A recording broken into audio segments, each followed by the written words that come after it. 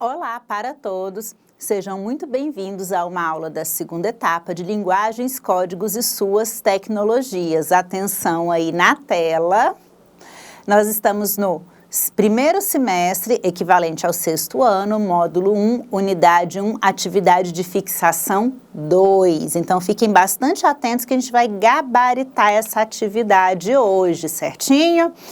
E sobre o que é essa atividade? Essa atividade está aí na plataforma ou no material PDF de vocês têm acesso. Eu espero que vocês já tenham feito a primeira rodada, que já tenham feito esse exercício e nós estamos apenas corrigindo para tirar algumas dúvidas. Então, se você não fez, bate pausa, corre lá, faz a atividade e depois volta aqui. Funciona muito melhor quando você já resolveu o exercício. Combinado?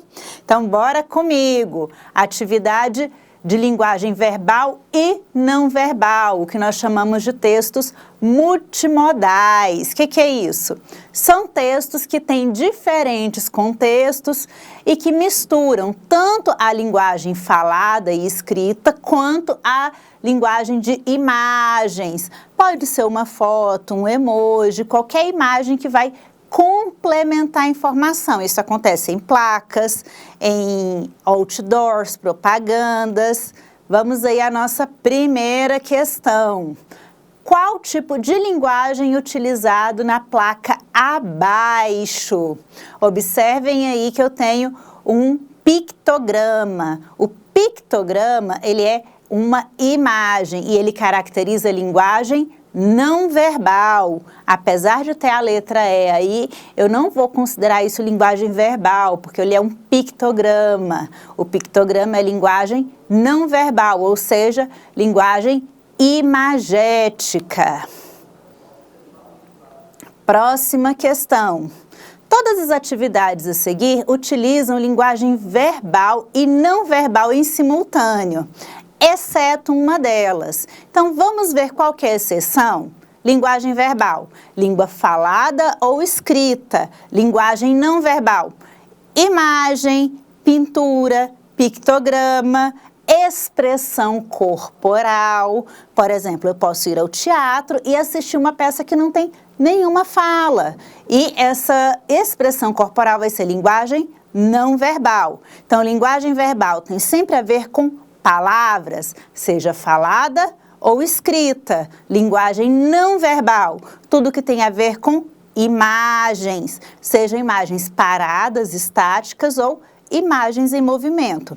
Com base nessa informação, atenção aí. Letra A, as músicas de rádio são linguagem verbal, então essa, ó, tá ok. Apresentações teatrais, elas são o quê?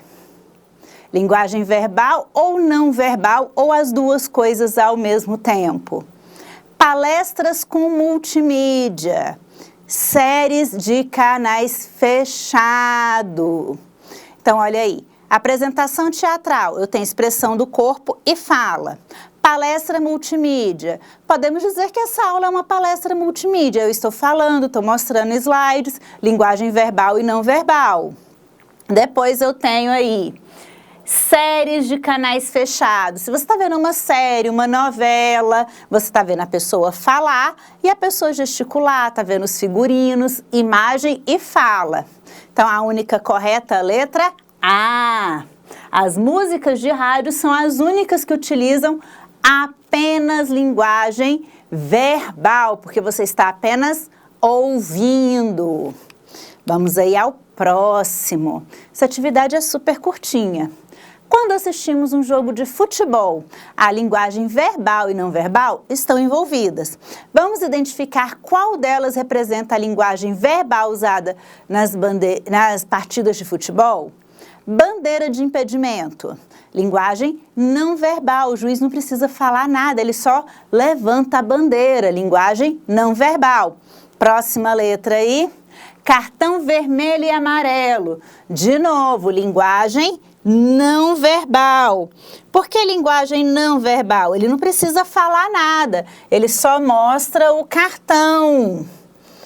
Apito do juiz, ele também não precisa falar nem escrever nada, só a sinalização. Então, qual que é a única que usa apenas linguagem verbal? O locutor de futebol, porque ele está narrando o que está acontecendo, ele está verbalizando. Todos os outros, linguagem não verbal. Questão 4. A alternativa que apresenta uma incorreção. Essa é importante. Incorreção, eu estou procurando o que está errado. Então, todas essas frases apresentam informações, mas só uma está errada. Primeira frase, o fonema está diretamente ligado ao som da fala. Certinho, perfeito. O fonema é o som que nós produzimos para cada letra ou grupo de letras. Então, está, sim, diretamente ligado ao som da fala. Próxima frase, as letras são representações gráficas de fonemas. Isso mesmo. Quando eu escrevo a letra E, ela está simbolizando esse som, E. Quando eu escrevo a letra L, eu estou simbolizando o som da consoante L de forma gráfica. Tá certinho. Próxima alternativa aí, a palavra tosse possui 5 fonemas. Por que eu vou dizer que essa está errada? Se cada fonema representa um som, então eu preciso saber quantos sons tem a palavra tosse.